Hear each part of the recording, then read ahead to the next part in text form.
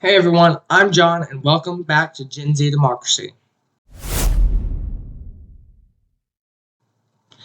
Now hopefully y'all remember my last video on why prices are so high, and if not, I highly advise you to go back and watch that video to understand how prices got to where they are today. Now, today I'm going to be talking to you about where they're going to go from here under our newly elected Supreme Leader, I mean President Donald Trump. Now, one of the top issues for voters in this last election was prices being as high as they are. So, instead of electing the person who was going to ban price gouging and combat housing costs, we elected the felon Donald Trump because he's a businessman. So, let's see what his plans are to bring down these high prices. Now, bringing food prices down is nearly impossible because they tend to have high operation costs, constant demand, tons of supply chain issues, and corporations are making record profits now. And without a ban on price gouging, it's highly unlikely that they're going to lower prices just for the good of humanity.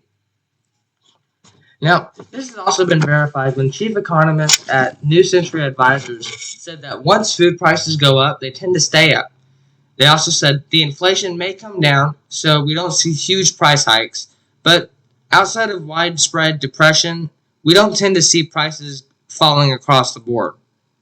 I believe there's one way to get prices to fall across the board, and that's by banning price gouging. That's by stopping these corporations from ripping us off and actually pricing their products at what they need it to be.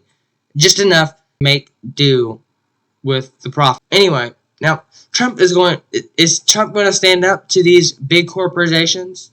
Of course not. He's actually going to suck up to them and make everything worse by invoking tons of tariffs. These tariffs include targeting Mexico, Canada, and China, our biggest trading partners. Now, a tariff is, let's say I'm a company ordering t-shirts from China.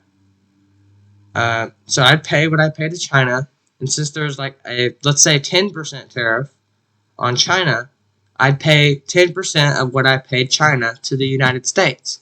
So a tariff is basically a tax on American companies importing stuff from a certain country. That's what tariffs are. So now that you know what tariffs are, let me explain on what he's putting a tariff on, more specifically. He's going to be, with the tariffs on Mexico, we get 63% of our vegetables and 43% of all of our fruits and nuts from Mexico. So automatically, all that food is going to go way up in price and increase prices across the board. Food prices, anyway. Matter of fact, Mexico is our biggest agricultural trading partner. Now let's take a look at Canada. We import from them mainly oil, minerals, limestone, and cement. 29.5% to be exact. We also get half of all of our wood and wood products from Canada.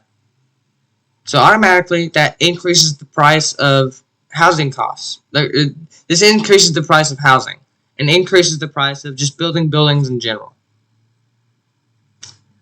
Now, lastly, let's take a look at China.